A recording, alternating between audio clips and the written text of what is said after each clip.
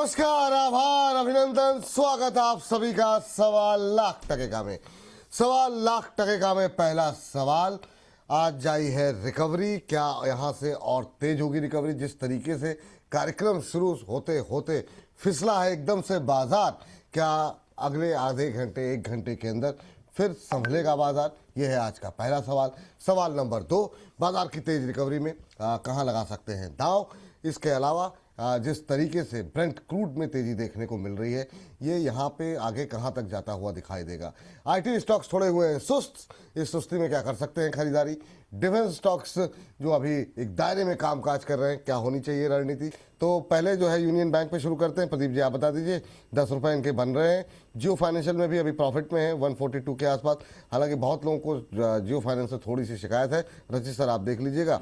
तो पहले जो है प्रदीप सर, आप बताइए यूनियन बैंक। यस विपुल जी, देखिए अभी 173 के लेवल पे है और उनका ऑलरेडी थोड़ा बहुत मुनाफा यहाँ पे हो रहा है।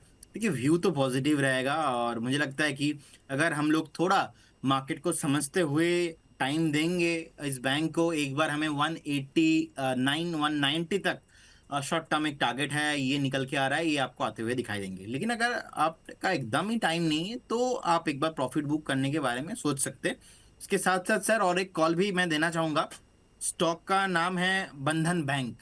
आज सुबह डिस्क्लेमर है, अलग प्लेटफॉर्म पे भी मैंने शेयर किया है, क्लाइंटों के पास भी हो सकता है, लेकिन हमने कॉल नहीं दिया। ये ओनली फॉर जितने भी हमारे दर्शक है मीडिया चैनल्स पे हमें सुनते हैं उन लोगों के लिए है। बंधन बैंक का अगर हम चार्ट देखेंगे बहुत ही अट्रैक्टिव लग रहा है। एंड इंटरेस्टिंग फैक्ट, लास्ट अगस्त जुलाई 2024 का जो हाई था एग्जैक्टली वो हाई के आसपास अभी ट्रेड कर रहा है। एंड करेंट जोन से मैं 20% का टारगेट दूंगा। करेंट जोन से मैं अप्रोक्स 10% के आसपास का एक स्टॉप लॉस भी मेंटेन करना पसंद करूंगा। 194 195 के आसपास का एक स्टॉप लॉस मेंटेन कीजिए। पहला टारगेट आपको 235, उसके बाद आपको 265 टू 70 तक जाने का हाई पोटेंशियल इसमें है। हमने बहुत टाइम बाद रिसेंटली देखा है 215 का जो ये जोन है इसके ऊपर सस्टेन हो रहा है। अगर थोड़ा बहुत आपके पास 2 से 3 महीने का व्यू है तो बंधन बैंक आपको यहाँ से 20% का अपसाइड टारगेट के लिए आप बाय करके जा सकते हैं। लेकिन स्टॉप लॉस वो 10% है। अब ये वाला स्ट्रैटेजी जिसको कहीं ना कहीं सूट करेगा उनके लिए ही कॉल है। बाकी अगर आपको अच्छा नहीं लग रहा है risk reward ratio, so you can also ignore. Target एक बार फिर से रिपीट कर दीजिए सर जरा। सर 235 से 235, उसके बाद 270 तक ऑलमोस्ट आपको आते हुए दिखाई देंगे। चलिए, तो एक तिमाही के नज़रिए के लिहाज से 2-3 महीने के लिए खरीद के जा सकते हैं बंधन बैंक। 235 270 तक के टारगेट देखने को मिल सकते हैं। 195 ये आपको जो है 195, 215 नहीं, 195 का स्टॉप लॉस रखिए। 2 रुपये नीचे का स्टॉप लॉस कैसे होगा, इसको हटा दीजिए। 235 270 ये टारगेट रखे जाएंगे। 195 का स्टॉप लॉस, इसको पहले स्टॉप लॉस करेक्ट कर दीजिए कहीं कोई हाँ ठीक है। तो अभी 4.5% की मजबूती, यह मजबूती और बढ़ती हुई दिखाई दे सकती है। 235 270 तक के टारगेट, 195 का स्टॉप लॉस, ये फिलहाल के लिए बंधन बैंक पे राय निकल करके आती हुई। चलिए चलते हैं रचित सर के पास। रचित सर, जरा फटाफट देखिए कि अभी जो है क्या नज़रिया रहेगा आपका जियो फाइनेंस को लेकर के। देखिए जियो फाइनेंस के अगर हम ऑपरेटिंग प्रॉफिट्स देखें तो सितंबर के बाद दिसंबर क्वार्टर में थोड़ा सा कूल ऑफ होते हुए दिखे थे। मार्च में थोड़ा इंप्रूव जरूर हुआ बट लास्ट सितंबर से लोअर लेवल पे ही थे। अभी इस क्वार्टर के रिजल्ट्स कैसे आते हैं वो इंपॉर्टेंट होगा। तो फंडामेंटली एक बार नंबर्स मॉनिटर करने होंगे और टेक्निकल पॉइंट ऑफ व्यू से अगर हम बात करें तो आप देखें कंटिन्यूसली इसको बहुत मुश्किल हो रही है। एक रेंज में बहुत हैवी सप्लाई इसको देखने को मिल रही है 244 से 254 के लेवल्स पे। जब तक उन लेवल्स को ब्रीच नहीं करता है तब तक अपसाइड की उम्मीद नहीं करनी चाहिए। अगर आपके पास पोजीशन है तो मैं कहूंगा इस बार क्वार्टरली नंबर्स के लिए एक बार वेट कर लें। फ्रेश पोजीशन अगर आप ट्रेडर हैं तो बिल्कुल नहीं बनानी चाहिए। अगर आप लॉन्ग टर्म इन्वेस्टर हैं तो किसी भी मार्केट फॉल में अगर आपको 224 से 230 की रेंज में दिखे तो एक बार पोजीशन बनाइए। बट जब तक नंबर्स इंप्रूव नहीं होंगे और ब्रेकआउट नहीं आएगा इसमें कोई मोमेंटम देखने को नहीं मिलेगा। ये बात यहाँ पर निकल करके आई है। चलिए आगे बढ़ते हैं और अगली टिप्पणी लेते हैं अगले दर्शक की। और ये प्रश्न जो हमें भेजा गया है, इसमें बहुत लोगों के सवाल बहुत समय से आ रहे हैं। जैसे जियो फाइनेंस में हालांकि तब भी अच्छी रही बातचीत, लेकिन बजाज हाउसिंग फाइनेंस जो है वो नहीं चला। ये धीरेन्द्र राय जी हैं और कह रहे हैं बजाज हाउसिंग फाइनेंस 97 में खरीद रखा है, अभी और कितना रुकना पड़ेगा यहाँ पर? चलिए, इनकी खरीद तो 100 रुपये के नीचे की है, बहुत लोग हायर लेवल पे भी लेकर के बैठे हुए हैं। प्रदीप सर बताइए जरा, अभी 10 रुपये का लॉस हो रहा है, क्या करना चाहिए? और वो लोग जो कि काफ़ी हायर लेवल पे लेके बैठे हैं, उनके लिए क्या टिप्पणी रहेगी आपकी? सर कहीं ना डे वन से मैं इस बैंक को लेके नेगेटिव पहले भी था एंड अभी भी हूँ एंड अभी भी देखेंगे। इनके कंपेयर में जितने भी इनका पीआरस है, आप इनके भी वैल्यूएशन अभी भी मुझे लग रहा है कि ओवर वैल्यूड है। चार्ट में भी जिस तरीके से एक तरफा सेलिंग प्रेशर हम लोगों ने देखा है, सो मुझे लग नहीं रहा है कि यहाँ से कुछ भी बेस फॉर्मेशन हो सकता है। फिलहाल अगर रिजल्ट वगैरह अच्छा आ जाता है तो वो बात अलग होगा, लेकिन अभी भी अवॉइड करने का ही सलाह रहेगा। जिनके पास आप थोड़ा बहुत और वेट करना चाहते हैं, मैक्स टू मैक्स एक 82 के आसपास का एक स्टॉप लॉस आपको मेंटेन करके चलना चाहिए। इनफैक्ट देखेंगे सर, लास्ट एक साल में ऑलमोस्ट 27% नीचे आ गया, लास्ट 6 महीने में कुछ भी परफॉर्मेंस नहीं हुआ है। तो माई साइकोलॉजी सिंपल, जहाँ पे स्ट्रेंथ नहीं आ रहा है, जहाँ पे बायर्स नहीं आ रहा है, जहाँ जो स्टॉक चल नहीं रहा है, आप क्यों लेके बैठे हो? आपको वो कोई रीजन है ही नहीं। जहाँ पे स्ट्रेंथ आ रहा है, ऐसे बहुत सारे स्टॉक है ना, क्योंकि स्टॉक बहुत सारे सर है मार्केट में, आपका पैसा लिमिटेड है, so you have to understand that. जी। ये बात यहाँ पर बजाज हाउसिंग फाइनेंस को लेकर के आ, राहुल जी का सवाल आ गया है रचित सर, ओला को लेकर के, और इन्होंने 1 लाख शेयर ले रखे हैं। गुरुदेव मतलब क्या करना चाहते हैं? मतलब कह रहे हैं कि 54 रुपये 71 पैसे पर इनकी खरीद है, एवरेजिंग जो है 1 लाख शेयरों की, और अच्छे खासे नुकसान पे हैं। सर अब क्या ही किया जाए अब आपके लिए, मतलब क्या कहा जाए? मतलब 1 लाख शेयर, अब यहाँ पे 10 रुपये का नुकसान, 10 का 13 रुपये, यानी 13 लाख रुपए का नुकसान। मतलब एक कंपनी में इतना ज़्यादा पैसे लगा देना, सारे पैसे लगा दिए, या आपका पोर्टफोलियो कितना बड़ा है मुझे पता नहीं। लेकिन रचित सर क्या टिप्पणी रहेगी? अभी तो काफ़ी लॉस में है। सर देखिए, इलेक्ट्रिक मोबिलिटी को लेके बहुत अलग काउंटर्स हैं जिनमें आप फोकस कर सकते हैं। Ola electric is certainly not one of them. और मैं इनफेमसली फेमस रहा हूं, तो मेरा तो बोलना सब कुछ ही बेकार है। बट मैं एक चीज आपको जरूर बोलना चाहूंगा कि ठीक है, आप इतने लॉस में हैं, अभी आप 5 रुपए के डाउन साइड का और एक बार देखिए। अगर 36 रुपीज ये ब्रीच कर जाता है, तो जो 36 लाख रुपए आपके पास बचे हैं उसको निकालने की चेष्टा करिएगा। और अगर हायर साइड की बात करें तो आपका भाव आना, ये देखिए मैं तो नहीं समझ पा रहा हूं। बट जो ये मोमेंटम अभी मेंटेन कर रहा है, और सिर्फ टेक्निकल पैरामीटर्स पे कभी भी आपको 48 रुपए से लेकर 52 रुपए तक का एक बाउंस दिखे, आपको बिल्कुल इसमें से पोजीशन एग्जिट करने लीजिए। आई हैव बीन कैटेगरीली अगेंस्ट, मैंने किसी भी ट्रेंड में इसमें बाइंग कॉल नहीं दी है। अभी भी यही बोलूंगा, I don't like the company. इसके साथ साथ सर एक 10 सेकंड की टिप्पणी और करना चाहूंगा। और ये रिसेंटली हमने ना 3-4 दिनों से देखा है लोगों से, जब बोनस परिवार के दर्शकों से बात होती है, एक अगर हम किसी स्टॉक के बारे में बात कर रहे हैं और वो स्टॉक के बारे में हमने कोई लेवल दिया है, और लेवल अगर वो फ्लैश हो रहा है स्क्रीन पे, तो इसका ये बिल्कुल भी मतलब नहीं है कि हमने बाय कॉल दी है। बाय कॉल देने के पहले हम खुद बोलते हैं कि एक कॉल है। जैसे अभी प्रदीप भाई ने बोला कि हमारी कॉल है बंधन बैंक की, जब तक हम ये नहीं बोलें कि हमारी कॉल है, तब तक वो लेवल्स, हम सिर्फ टेक्निकल लेवल्स आपको दे रहे हैं, उसको देख के मत सोचिए कि हमने बाय कॉल इनिशिएट किया है। क्योंकि सर रीसेंट टाइम्स में ना 3-4 दिनों से वो बातें चल रही हैं कि आपने बाय कॉल दी थी, हमने बाय कॉल नहीं दी थी। हम जब बाय कॉल देते हैं तो हम बताते हैं कि एक कॉल है, प्लीज उसी को कंसिडर करें। बाकी सब आपके हेल्प के लिए नंबर्स हम बताते हैं, उसको प्लीज ध्यान रख के बात किया करिए। इन बातों का ध्यान रखिए, कहाँ पे कॉल है कहाँ नहीं है। कई सारे शेयरों में लोग फंसे रहते हैं, तो उनको एक एग्जिट स्ट्रेटजी क्या हो सकती है लेवल्स के साथ बताए जाते हैं। कुछ शेयरों में अगर टेक्निकल मोमेंटम है तो अभी जिनके पास है उनको होल्ड करने की सलाह दी जाती है। इसका मतलब ये नहीं कि नया खरीद लें। चलिए आगे बढ़ते हैं और अगले दर्शक की टिप्पणी लेते हैं। नीता जी से हमारे साथ फोन लाइन पे है। नीता जी को नमस्कार। नमस्कार सर। नीता जी आवाज मिल रही है आपको? हाँ जी सर, मिल रही है। नमस्कार नीता सर। जी से जी, ये मुझे लगता है यहाँ पे थोड़ा सा ऑडियो का इशू है। हेलो। स्क्रीन पर जरा सवाल। हाँ जी नमस्कार मैम, कैसी हैं आप? नमस्कार सर, मैं बिल्कुल ठीक हूँ सर, आप कैसे हैं? First class ma'am. आप बताइए देहरादून में अभी मौसम कैसा है? आपको बारिश वारिश हो रही है? सर लास्ट वीक तक तो बहुत अच्छा था, अभी इस समय तो बहुत ह्यूमिडिटी है सर। और तो सर मैं आप तीनों की सर बहुत बड़ी फैन हूँ, इसलिए नहीं कि मेरा फोन मिला है इसलिए कह रही हूँ, फोन तो सर कभी कभार मिलते हैं हमारे। अरे thank you ma'am, but sir fan बहुत हम बहुत हमेशा शुक्रिया। से होते हैं। थोड़ी सी आज यहाँ पे समस्या आ रही है, आवाज बीच बीच में कट जा रही है आप लोगों की, बड़ा अफसोस मुझे भी हो रहा है, जी। लेकिन थैंक यू मैम नीता जी। और उम्मीद करते और हैं कि सर आगे मैं भी। रचित सर को उनकी 2 कॉल के लिए थैंक यू जरूर बोलूंगी सर। कार ट्रेड और इंडियन ह्यूम उन्होंने दिया था। इंडियन ह्यूम उन्होंने सुबह के शो में दिया था, मॉर्निंग शो में, बट वो दोनों ही ट्रेड बहुत अच्छे रहे, बहुत अच्छा प्रॉफिट हुआ उसमें सर। चलिए मैम, ऐसे ही आपको मुनाफा होता रहे नीता जी, और अच्छे ही आप मुस्कुराते रहें और प्रसन्न रहें, यही हम चाहते हैं। तो आज मैम ये सर, आपने हम आपके 10 बजे वाले और 1 बजे वाला दोनों शो रेगुलरली सुनते हैं सर। 1 बजे मैं बच्चे को लेने जाती हूँ, बट मैं तब भी गाड़ी में फोन चलता रहता है। अरे थैंक यू मैम, नीता जी बहुत बहुत शुक्रिया, बहुत बहुत धन्यवाद, और बच्चे को ढेर सारा आशीर्वाद। बताइए मारुति लिया आपने मैम? या सर मैंने मारुति 14,210 पे है। हाँ जी सर।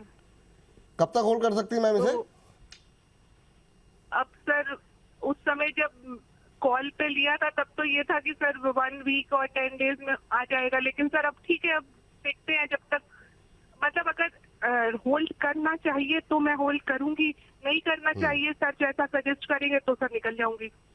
चलिए ठीक है, तो रचित जी से ही पूछ लेते हैं। रचित जी बताइए, आप मारुति पे जो ऑटो पे आपका रुझान भी बड़ा मतलब रहता है, मारुति पे क्या किया जाए? और कॉल पे इन्होंने पोजीशन ली थी, बाजार की स्थितियां परिस्थितियां जैसे बदलती हैं, थोड़ा सा अभी लॉस में आ गई हैं।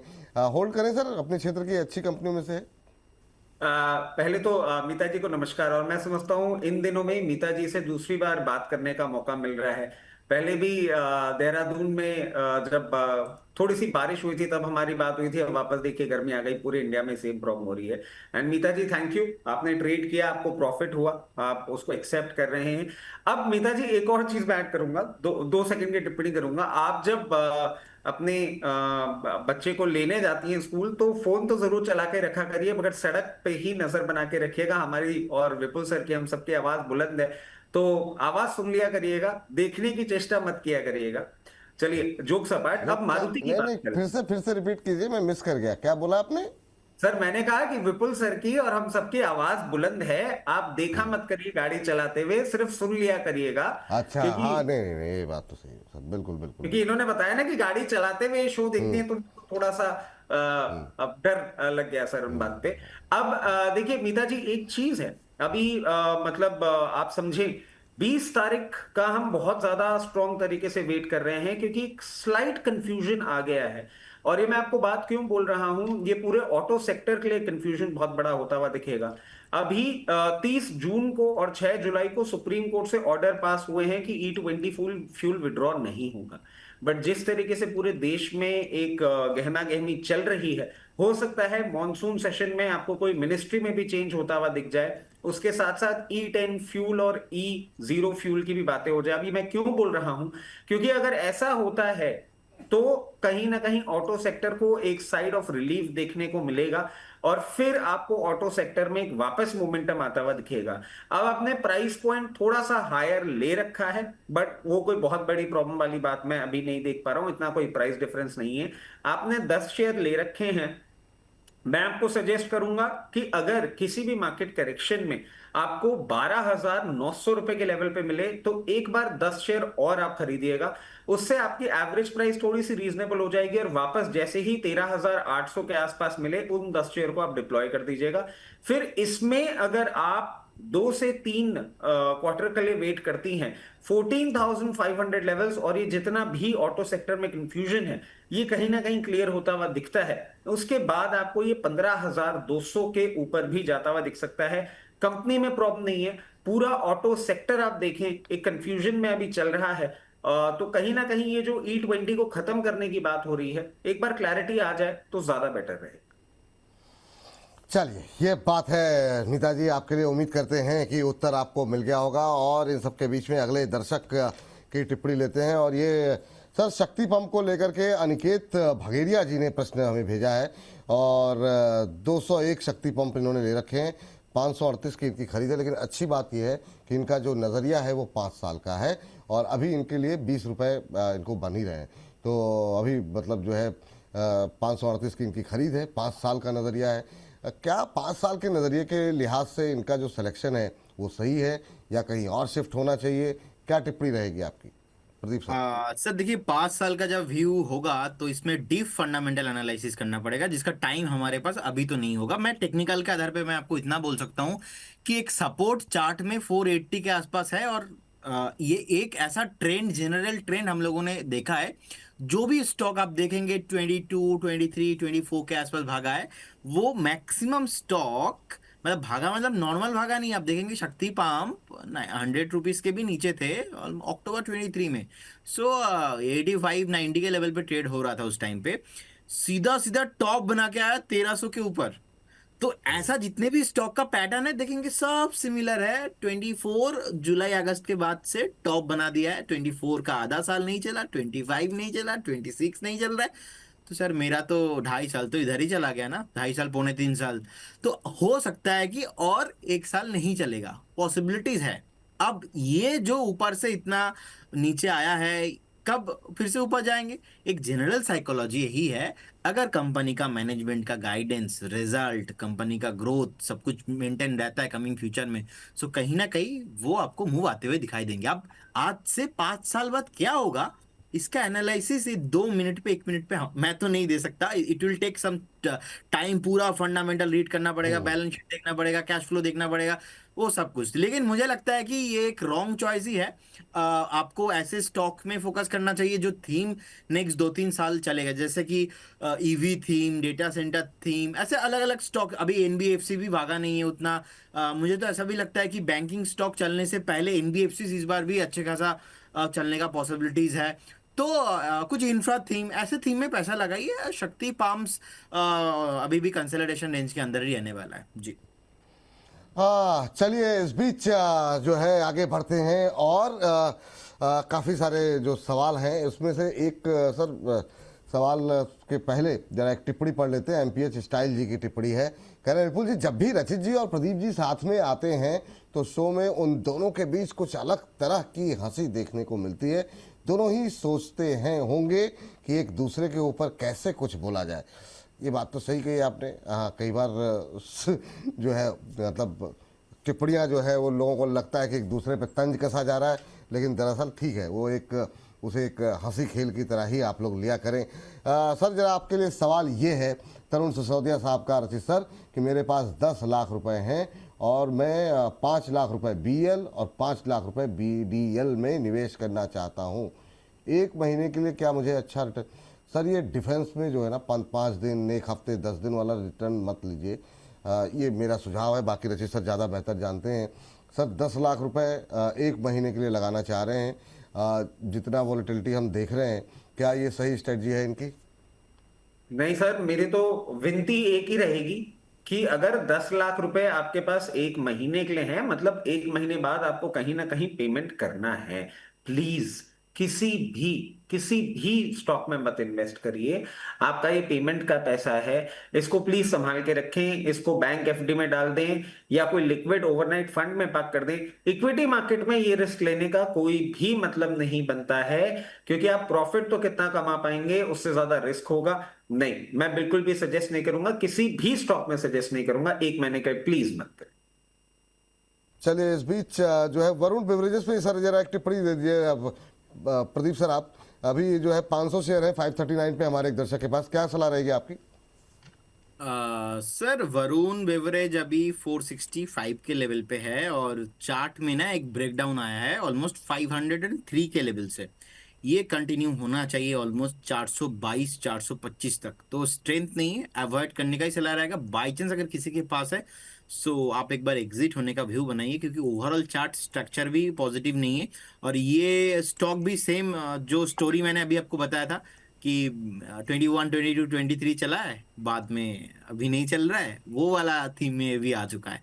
तो नेक्स्ट 6-8 महीना चलने का पॉसिबिलिटीज थोड़ा कम ही लगता है। अभी तो आ रही है बट बीच में पूरी जा रही है जी।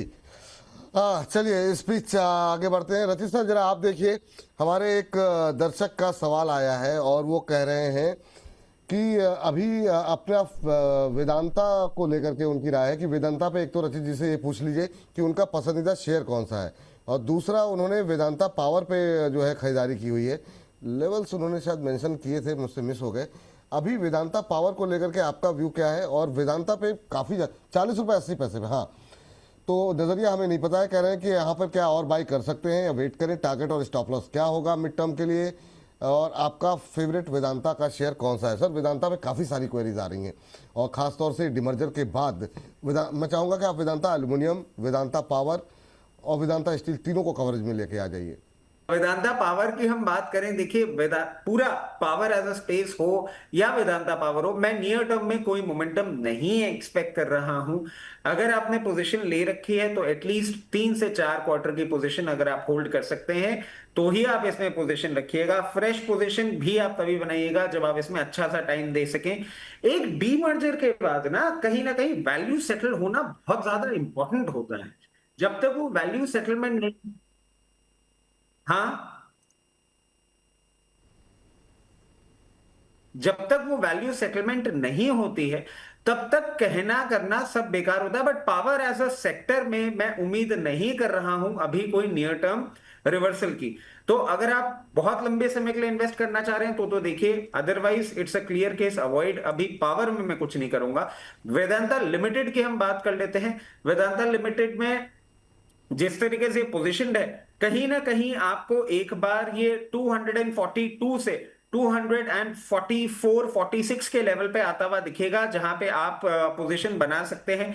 जो पोजीशन आप बनाएंगे, अगर वो एक स्विंग ट्रेड होगा या एक क्वार्टर के लिए होगा, तो 228 के स्टॉप लॉस के साथ आप पोजीशन बनाइए। 282, 282 और 282 के बाद 312 लेवल्स देखने को मिल सकते हैं। अगर आप इन लेवल्स पे पोजीशन बना रहे हैं मीडियम टर्म के लिए तो 360 से 400 रुपए तक का लेवल देख सकते हैं। Vedanta oil and gas 36 rupees पे चल रहा है। अगेन ये वेदांता की एक डीमर्ज्ड एंटिटी है। मैं सजेस्ट करूंगा इसको अपना वैल्यू डिस्कवरी कर लेने दें। यहां से साइंस ऑफ रिवर्सल मैं बहुत ज्यादा नहीं देख रहा हूं, बट बहुत ज्यादा डाउनसाइड भी नहीं देख रहा हूं।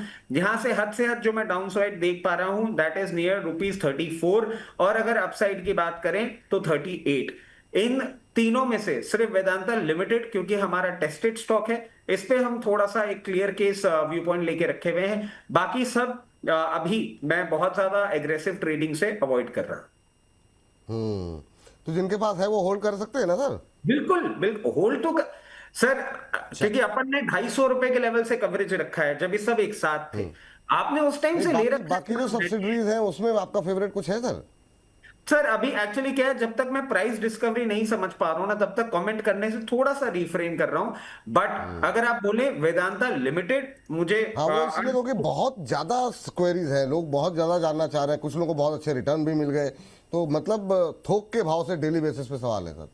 हाँ सर, एक तो वेदांता लिमिटेड है ही, उसके साथ साथ वेदांता एल्यूमिनियम मेटल लिमिटेड जो है ये मुझे एक बहुत पोटेंट काउंटर दिखता है, और मैं समझता हूं ये जरूर आपको एक अच्छा अपमूव करता हुआ दिखाएगा in near term, because now the aluminium space segregation जो हो गया है और इनका एल्यूमिनियम बिजनेस सर बहुत अच्छा रहा है।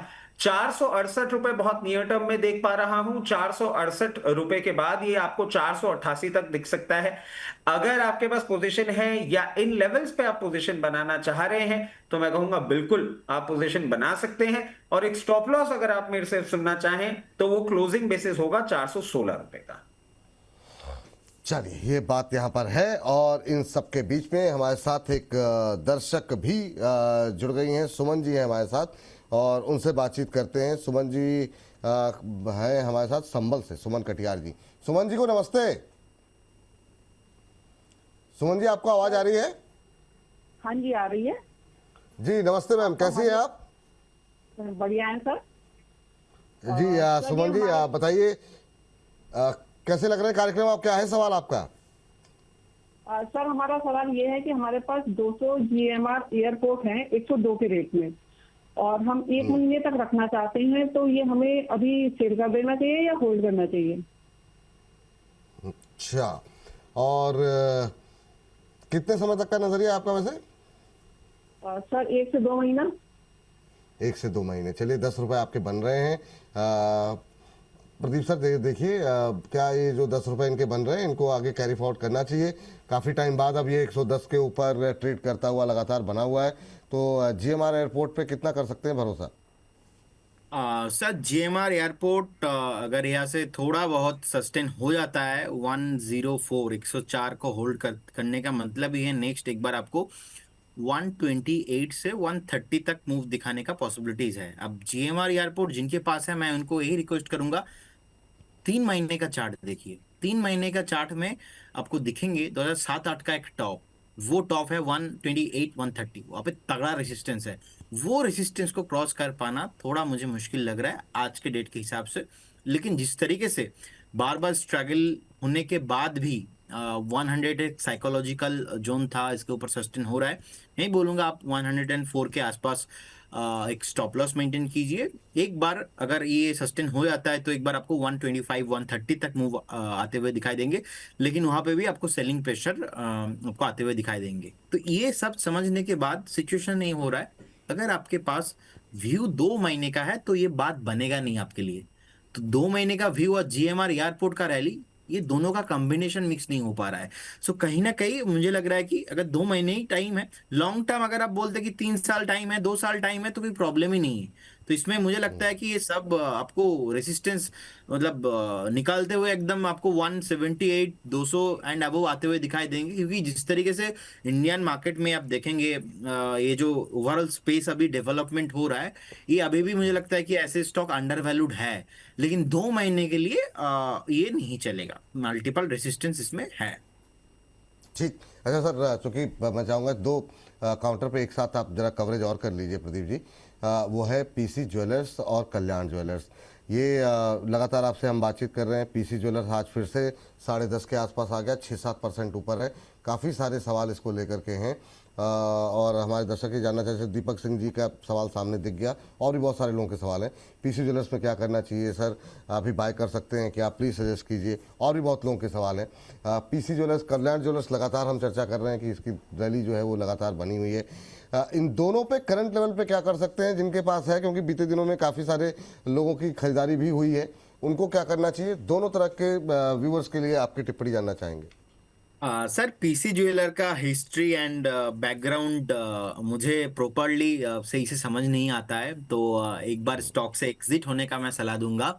एंड कहीं ना कहीं स्टॉक भी परफॉर्मेंस नहीं दिखाया, एंड इसीलिए न्यू बाइंग एवरेजिंग, या तो आपके पास है एग्जिट होने का ही व्यू बनाइए, no stop loss no target, सीधा सीधा एग्जिट ही करना है, क्लीन एकदम स्टिल क्लियर।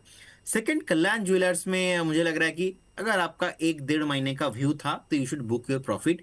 वो टाइम आ चुका है जहां पे शॉर्ट टर्म वालों के लिए एक बार आपको एक थोड़ा सा प्रॉफिट बुकिंग यहाँ से मैं देख रहा हूँ आपको करके जाना चाहिए, क्योंकि आप देखेंगे लास्ट 5 दिन में 52-53% रैली ऑलरेडी हो चुका है, और ऑलरेडी हमारा टारगेट ही था शॉर्ट टाइम में 540 से 550 के आसपास, जो कि हम लास्ट 4-5 दिन से डिस्कशन करते आ रहे थे। तो वो हो चुका है, 1 महीने में 41% का रिटर्न है। लेकिन ओवरऑल साल भर देखेंगे तो अभी भी 7.5% नीचे ही है अपने 1 साल का जो ROI है।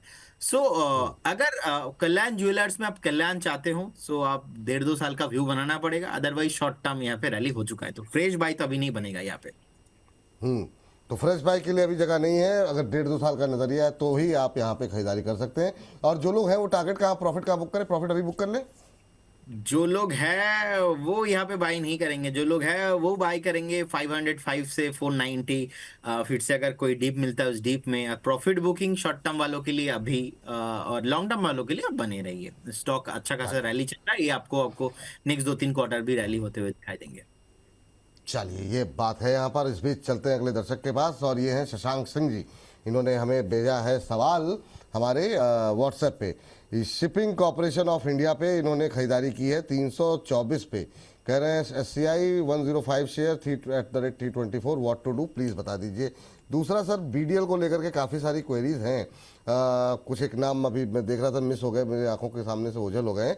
लेकिन अभी क्या करना चाहिए BDL को लेकर के?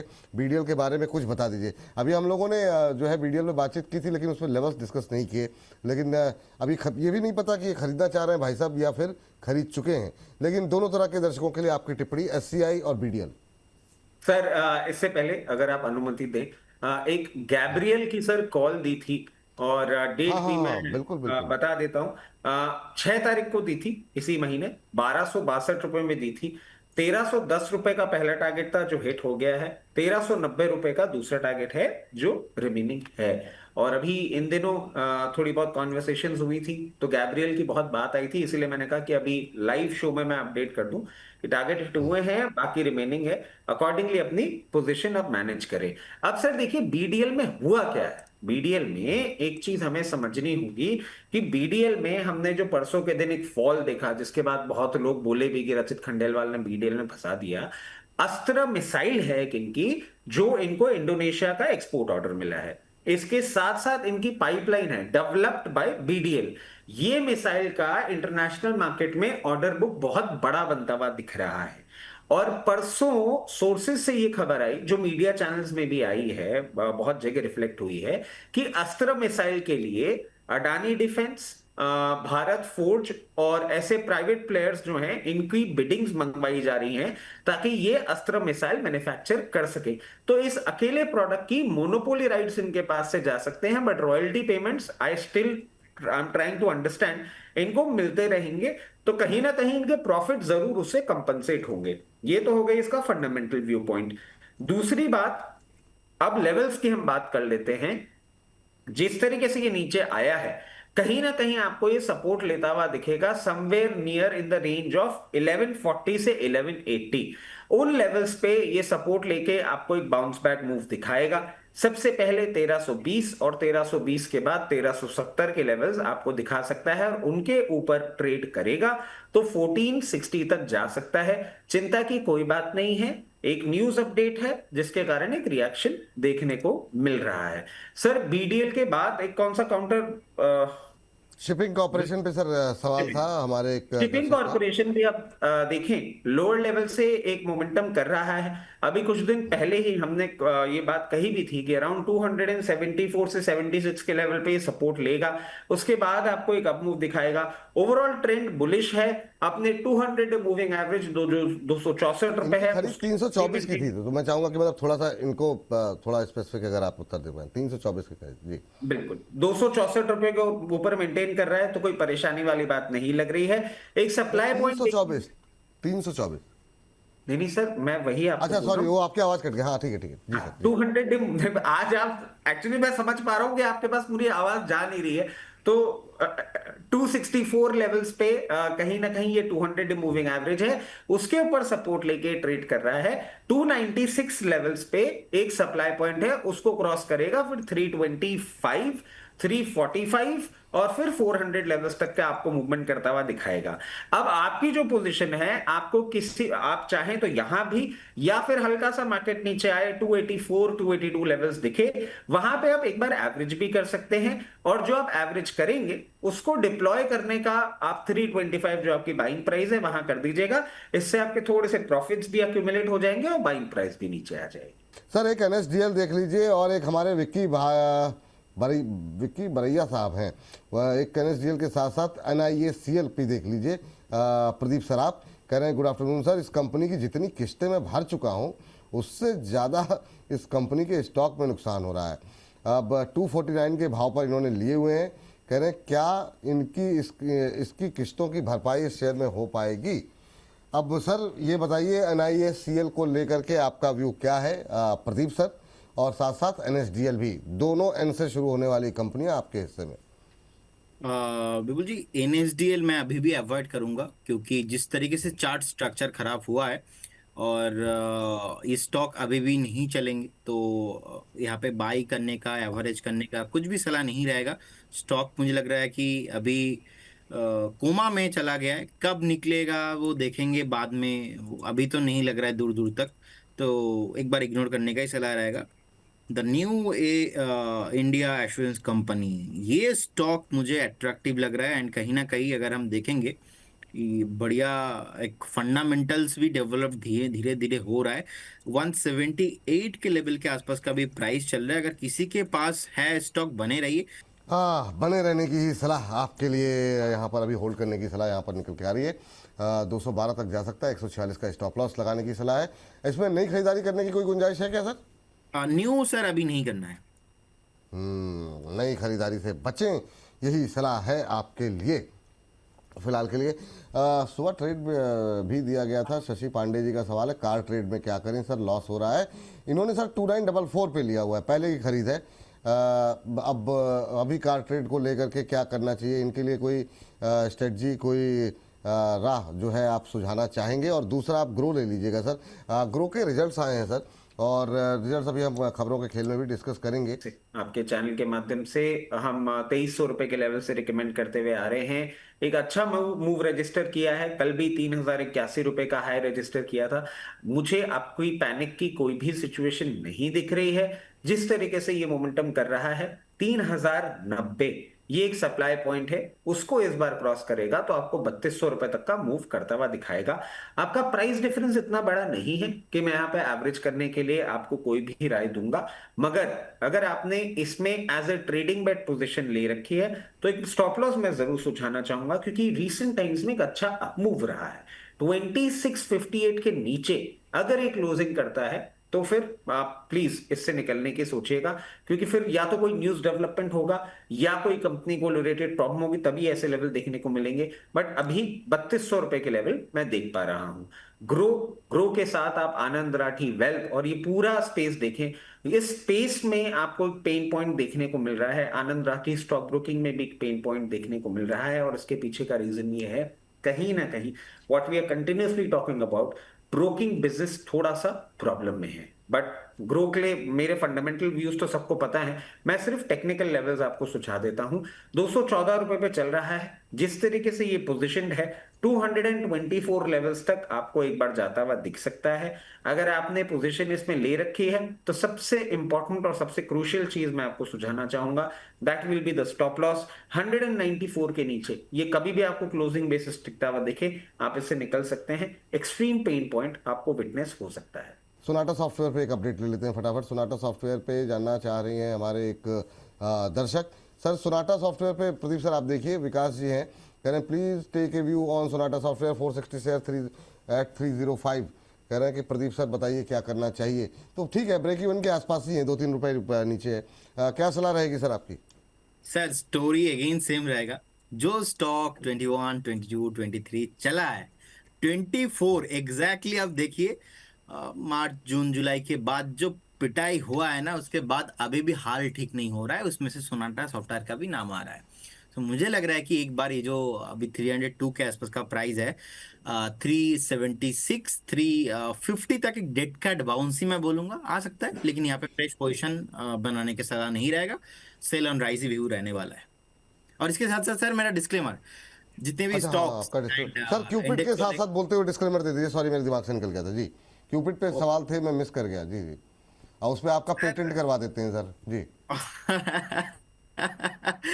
सर देखिए, मुझे लग रहा है कि क्यूपिड सर अभी तो ठीक ठाक ही है, कोई प्रॉब्लम नहीं है। Need some rest, need some corrections. जब तक वो नहीं होगा, नेक्स्ट अच्छा खासा यहाँ पे रैली आपको आते हुए नहीं दिखाई देंगे। थोड़ा हल्का होने दीजिए। बार बार सेलिंग, प्रॉब्लम ये है कि सेलिंग नहीं आ रहा है। कुछ भी सेलिंग आता है तो फिर से बाइंग हो जाता है। सो मुझे लग रहा है कि देखिए, जिनके पास है आप बने रहिए निश्चिंत होके। मैंने आई थिंक कल ही हम लोग डिस्कशन कर रहे थे, तो 330 का टारगेट रिवाइज, एक बार 280 और 330 दोनों टारगेट मैंने रिवाइज किया। 12 महीने का टाइम फ्रेम मैंने लिया है। अब इतना रैली के बाद वो कंसोलिडेशन स्टार्ट नहीं हुआ। कंसोलिडेशन में 2-3 महीने तो लगेंगे। वो कंसोलिडेशन फेज कब आएगा एक बार देखना पड़ेगा। लेकिन जिनके पास है आप बने रहिए। शॉर्ट टर्म व्यू नहीं होगा कुछ भी यहाँ पे। शॉर्ट क्यूपिन मतलब एटलीस्ट 12-15 महीने भैया आपको वेट करना पड़ेगा। अगर आप वेट कर तो पैसा आप बहुत बना पाएंगे क्यूपिड से। लेकिन एंट्री का टाइम, जैसा कि मैंने बताया कि करेक्शंस यहाँ पे चाहिए। जब तक वो करेक्शंस नहीं आ रहा है, एंट्री नहीं करना चाहिए। और इसके साथ साथ सर डिस्क्लेमर, जितने भी स्टॉक्स एंड इंडेक्स को लेकर बात हुआ है, कोई भी स्टॉक एंड इंडेक्स हमारे पोर्टफोलियो में नहीं रहता है। No conflict of interest, registration granted by SEBI, membership of basis, certification from NISM is no guarantee performance of the intermediary और provide any assurance of return to the investors. बहुत बहुत धन्यवाद sir आपको, रचित जी को, सारे हमारे बोनस का ऑडियंस को। वाह, बहुत बहुत धन्यवाद आपका भी आज की चर्चा में जुड़ने के लिए, अपनी महत्वपूर्ण राय देने के लिए। रचित सर आप जरा फटाफट देखिए, सक्तानी जी का सवाल है। रचित सर आइडिया 14 रुपये 50 पैसे पे लिया है। इन्होंने लॉन्ग टर्म व्यू जानना चाह रहे हैं आपसे। दूसरा मैं चाहूँगा कि आप एक बार के लिए HFCL फिर से जरा एक बार नज़र डालें। और ये हमारे छोटे शेयर की कवरेज में लगातार रहा है। अच्छा मोमेंटम आज फिर से बनता हुआ दिखाई दे रहा है। 223 के आसपास 5% तेज हो गया, 225 रुपये पहुँच चुका है। तो और मतलब इस महीने भी 23-24% का रिटर्न दे गया। क्या सलाह रहेगी? ये कुछ एक ऐसे शेयर हैं सर जो लोगों को महंगे, तो जैसे क्यूपिड है नहीं रुका, ग्रो नहीं रुका, HFCL नहीं चल रहा है तो चलता रहे, क्या करें क्या सर? पहले अभी HFCL पे जी। अच्छा, HFCL देख लीजिए सर, टेक्निकल लेवल्स की हम बात कर लेते हैं। दो रीसेंट टाइम्स में इनके ऑर्डर बुक और वो सारे डेवलपमेंट भी देखने को मिले हैं। जिस तरीके से ये पोजीशनड है अभी, ये रैली तो आपको जरूर कंटिन्यू होती हुई दिखेगी। 224 के ऊपर सस्टेन करेगा, 248 लेवल्स तक आपको जाता हुआ दिख सकता है। पोजीशन है तो बनाए रखें, नहीं है और इस कमेंट्री के बाद अगर आप पोजीशन बनाने की बात कर रहे हैं तो स्टॉप लॉस आप जरूर बांध के रखिएगा, जो कि निकल के आता है 202 रुपए पे। 202 रुपए के क्लोजिंग बेसिस स्टॉप लॉस के साथ आप रखिए। अब बात कर लेते हैं सर आइडिया की। आइडिया आपका एक लॉन्ग टर्म इन्वेस्टमेंट बेट के तौर पे आपने ले रखा है, मुझे कोई भी प्रॉब्लम नहीं दिख रही है। आपके प्राइस पॉइंट के बहुत पास में है, आराम से मेंटेन करिए। और लॉन्ग टर्म की अगर आप बात करते हैं तो टारगेट्स अभी सुझाना थोड़ा सा गलत हो जाएगा, क्योंकि फिर मैं ट्रोल हो जाऊंगा। बट लॉन्ग टर्म में मैं इसमें बहुत अच्छे टारगेट्स देख रहा हूं, तो आप आराम से पोजीशन मेंटेन करें। एक बार ये 20 रुपए 40 पैसे के ऊपर सस्टेन मूवमेंट करने लग जाए, फिर आप एक बार सर के शो में वापस आके पूछिएगा, हम आपको अपडेट करेंगे आगे क्या आपको देखने को मिल सकता है। फिजिक्स वाला देख लीजिए 152 पे संगीता बख्शी जी कह रही हैं, कह रहे हैं कि प्लीज़ बताइए 100 शेयर हैं 152 पे, एवरेज कर सकते हैं, एवरेज करें या होल्ड करें? एवरेज भी करना चाह रही हैं यहाँ पे संगीता जी। कुछ भी नहीं करना है अभी, सिर्फ होल्ड करना है। आपने बहुत हाई लेवल पे लिया है, बट अब हो गया जो हो गया, उसको डिस्कस करने का कोई फायदा नहीं है। अब आपको एवरेज कब करना है? किसी भी मार्केट करेक्शन में ये आपको 122 से 126 की रेंज में तब जब दिखे, तब आप एक बार एवरेज करने के लिए सोचिएगा। अभी कुछ भी नहीं करना है, वेट एंड वॉच करना है, आराम से बैठिए। आराम से बैठिए। जिनको खरीदना है वो कहाँ खरीदें सर? सर लोअर लेवल पे एक अच्छे रनअप के बाद, इनफैक्ट जब ये सर टॉप पे ट्रेड कर रहा था 144, 46, 50, तब हमने यही कहा था कि अब एक बार प्रॉफिट बुक करें।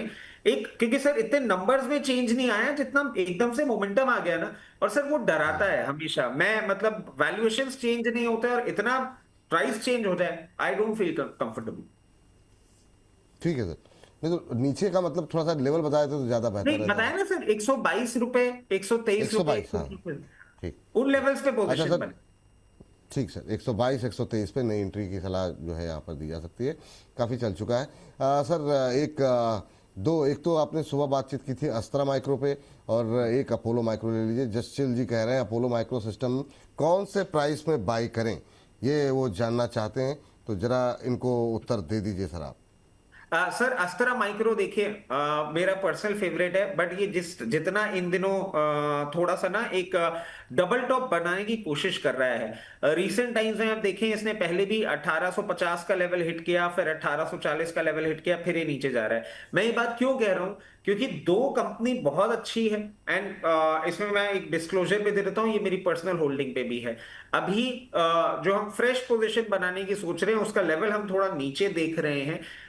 आई एम वेरी कंफर्टेबल, अगर ये 1560 से 1640 के लेवल पे दिखेगा, मैं तब पोजीशन बनाऊंगा। मगर जब मैं बना रहा हूं तब आप अवेलेबल हो, आप उस टाइम स्क्रीन के सामने अवेलेबल हो नहीं हो कहना थोड़ा मुश्किल है, इसलिए आपको बोलूंगा स्टैगर्ड मैनर में बनाइए। 1748 यहां पे थोड़ा सा लीजिए, 1680 पे, 1660, 1640 ऐसे करके आप अपना लोअर लेवल पे एक ट्रेल पूरा बना दीजिए, सो दैट आपके हाथ से ये स्टॉक नहीं जाए। अपोलो माइक्रो सिस्टम्स 405 रुपए पे चल रहा है, और कहीं ना कहीं आप देखें ये सपोर्ट फाइंड कर रहा है 384 लेवल्स पे, 380 लेवल्स पे।